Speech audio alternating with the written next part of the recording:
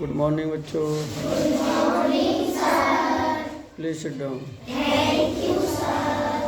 हाँ भाई, देखिए ये जो बीच में खड़े बच्चे हैं, ये क्या नाम है भाई तेरा? आगे पीछे आदेश। सरकारी प्राइवेट? आदेश नाम है।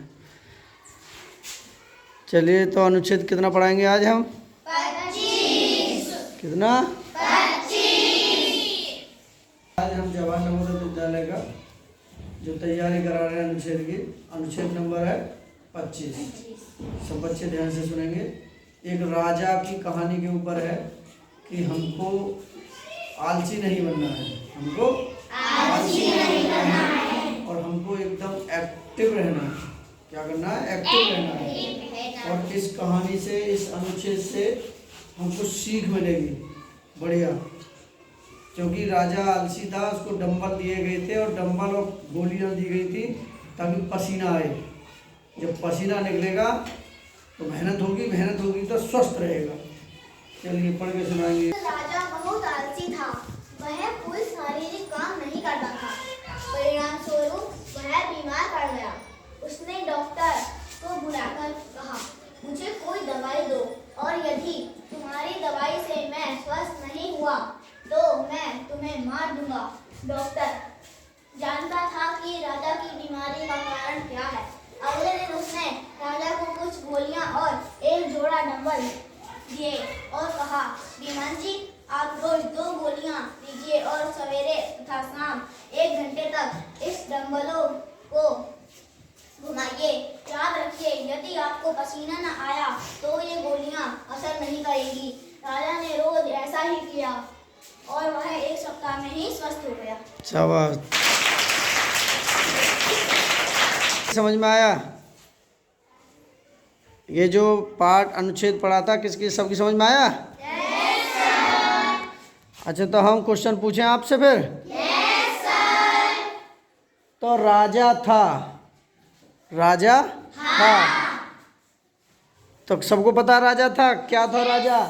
नंबर ए महान था, नंबर बी धनी था, नंबर सी आलसी था, नंबर 4 उदार था। कैसा था? कितने बच्चों को पता? हाथ खड़े करें।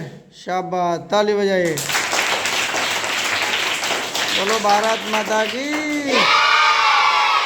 अभी एक बच्चे ने पढ़ा था अनुच्छेद, तो देखिए, एक राजा था। एक क्या था? राजा। बहुत आलसी था। कैसा था? बहुत आलसी। वह कोई शारीरिक काम नहीं करता था। शारीरिक काम का मतलब है शरीर से कोई भी काम नहीं करता था। निठल्ला सोता रहता था, बैठा रहता था। परिणाम स्वरूप वह बीमार पड़ गया। उसका परिणाम ये हुआ, जब आलसी था तो वो बीमार पड़ गया। उसने डॉक्टर को बुलाकर कहा, डॉक्टर साहब, मुझे कोई दवाई दो और यदि तुम्हारी दवाई से मैं स्वस्थ नहीं हुआ तो मैं तुम्हें मार दूंगा। लेकिन बात, दवाई तो ठीक ना हो तो मार देंगे, क्योंकि राजा है ना, उसे घमंड है। राजहट, बालियाहट, राजहट राजा महाराजाओं की जिद, बालहट बच्चे की जिद, त्रियाहट स्त्री की जिद। ये तीनों हट बड़ी खतरनाक है। राजा महाराज ने जिद कर ली कि अगर मैं तुम्हारी दवाई से स्वस्थ नहीं हुआ तो मैं तुम्हें मार दूंगा। ये बात है भाई? गलत बात है ना? लेकिन देखिए क्या हुआ। डॉक्टर बोला, डॉक्टर जानता था कि राजा की बीमारी का कारण क्या है। उस डॉक्टर को पता था कि इस राजा की बीमारी का कारण क्या है। अगले दिन, यानी कि अगले दिन उसने राजा को कुछ गोलियां और एक जोड़ा डंबल दिए। 2 गोलियां और एक डंबल जोड़ा दिए और कहा, श्रीमान जी, आप रोज 2 गोलियां लीजिए और सवेरे तथा शाम को 1 घंटे तक इस डंबलों को घुमाएं। और याद रखिए, ये जब तक घुमाने हैं जब तक आपको पसीना ना आ जाए। ये जब तक घुमाने हैं जब तक आपको पसीना ना आ जाए। तो ये गोलियां असर नहीं करेंगी। अगर आपको पसीना ना आया ना तो ये गोलियां असर नहीं करेंगी। क्योंकि राजा को तो उल्लू बनाना था और उस राजा को क्या देना था? मेहनत करवानी थी, उसको आलसीपन दूर कराना था। इसीलिए उन्होंने वैसे ही झूठे को लगा दिया कि अगर आपने इन गोलियों को खाने के बाद अगर आपका पसीना नहीं आया तो ये गोलियां काम नहीं करेंगी। तो राजा ने जैसे ही गोलियां खाई उसको पसीना आया नहीं। फिर उसने फिर और घुमाया वो डंबल, तो उसको पसीना धीरे धीरे आने लगा। राजा ने रोज ऐसा ही किया और वह 1 सप्ताह में ही स्वस्थ हो गया और राजा पसीना के मारे लथपथ हो गया। कहते हैं जो आदमी मेहनत करेगा वही फल पाएगा। जो आदमी मेहनत करेगा वही फल पाएगा और बिना मेहनत करे जय जयकार नहीं होगी। मेहनत तो सबको करनी पड़ेगी, आज नहीं तो कल। मेहनत तो आपको भी करनी पड़ेगी। सफलता का कोई शॉर्टकट रास्ता नहीं होता। मैं हूं या आप हो, सफलता अगर प्राप्त करनी है तो मेहनत करनी पड़ेगी। तो राजा को मेहनत करने के लिए तो वो डंबल दिए गए थे ताकि उसका आलसीपन दूर हो जाए। अब पहला क्वेश्चन है हमारा कि राजा कैसा था? महान था, धनी था, आलसी था, उदार था? तो देखिए, ना तो उदार था और एक आलसी था। क्या था? आलसी। धनी भी नहीं, धनी तो था ही, लेकिन इस अनुच्छेद के अनुसार हमारा राजा इसमें आलसी है, महान भी नहीं है। राजा थे तो बहुत बड़े बड़े बुद्धिमान और भी थे, और राजा थे मालदार और भी थे, लेकिन आलसी था राजा। इस अनुच्छेद के अनुसार राजा आलसी था। अगला क्वेश्चन है दूसरा, अगर डॉक्टर राजा का इलाज ना कर पाया तो? देखिए उसने बताया था ना, अगर नहीं कर पाया तो क्या कर देगा? उसे मार देगा। उसे डांटा जाएगा नहीं, उस पर हमला होगा नहीं, उसे निकाल दिया जाएगा नहीं, उसे मार दिया जाएगा। उसे मार दिया जाएगा। इसका राइट आंसर 4 था, इसका राइट आंसर सी था। ठीक है, किसको पता है? कितने बच्चों को पता है? तुझे पता नहीं बेटा? हाँ, दर्द बजाइए बहुत।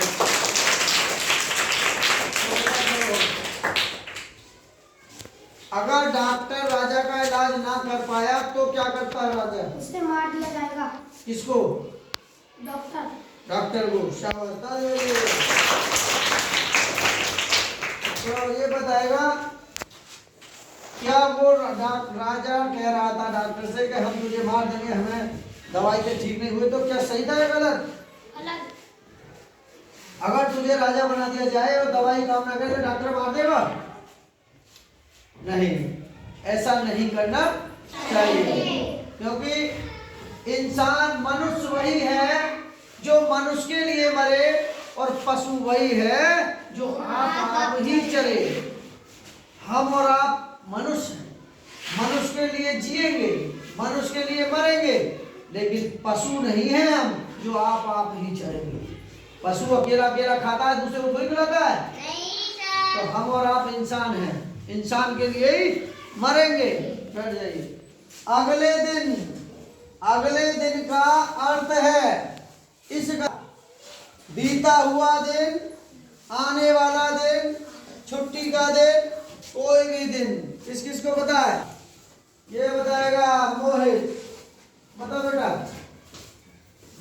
क्या है इसका उत्तर? तू बता बेटा। कौन सा बेटा? शाबाश, जोरदार मोहित। देखिए, एक दिव्यांग बच्चा है, इसकी आवाज कम है, लेकिन इसने उत्तर बिल्कुल सही बताया। क्या है उत्तर बेटा? शाबाश, आने वाला दिन, यानी कि अगले दिन का अर्थ है आने वाला दिन। शाबाश, चलिए दिन नहीं, आगे आने वाला यानी कि आने वाले दिन को अगला दिन कहते हैं। इसका राइट आंसर बी, छुट्टी का दिन नहीं, कोई भी दिन नहीं। ठीक है, और अगला क्वेश्चन है 5वां। गोलियां असर नहीं करेंगी अगर, गोलियां असर नहीं करेंगी अगर मगर, अगर क्या है? ठीक से नहीं ली गई होंगी, खाने के बाद ली गई, राजा ने पसीना ना बहाया, अगले दिन ली गई। मीरा बता। राजा ने पसीना ना बहाया। भाई सही बोल रही है गलत? सही। कितने बच्चे सहमत हैं इसकी बात से?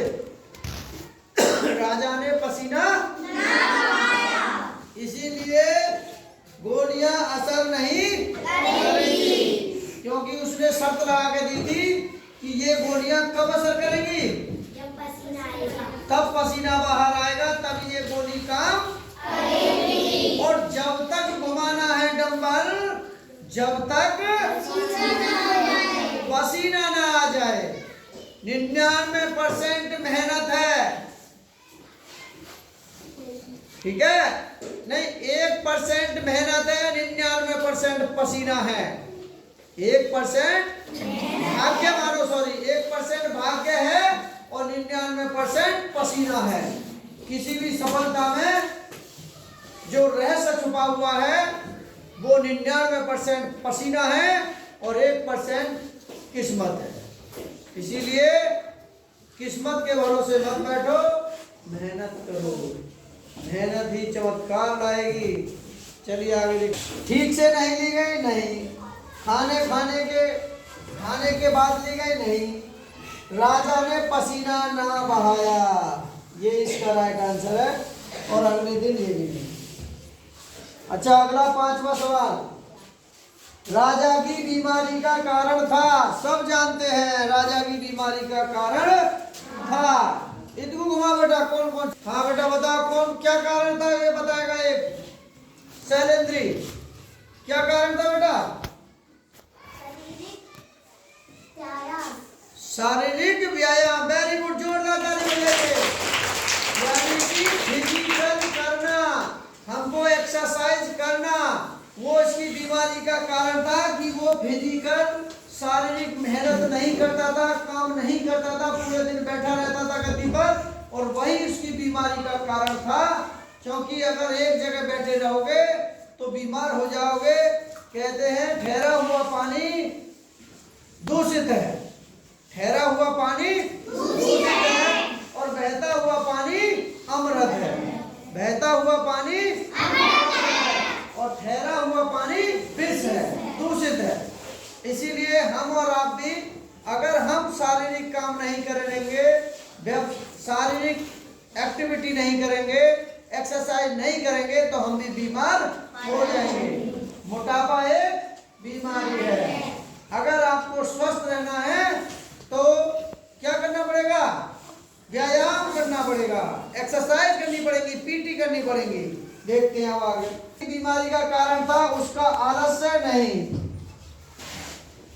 स्वास्थ्यकर भोजन नहीं, डंबल का जोड़ा नहीं, शारीरिक व्यायाम उसका मेन बीमारी का कारण था। इसका राइट आंसर है डी, क्योंकि इसमें आया है, शारीरिक व्यायाम इसमें आया है, इसीलिए स्वास्थ्य उसका तभी ठीक रहेगा जब शारीरिक काम नहीं करेगा। देखो ये लिखा हुआ है, शारीरिक काम नहीं करता है वही व्यक्ति आलसी होता है, और वो जो आलसी होगा वो बीमार होगा, और बीमारी होने का कारण शारीरिक व्यायाम है। एक्सरसाइज करना सबके लिए जरूरी है।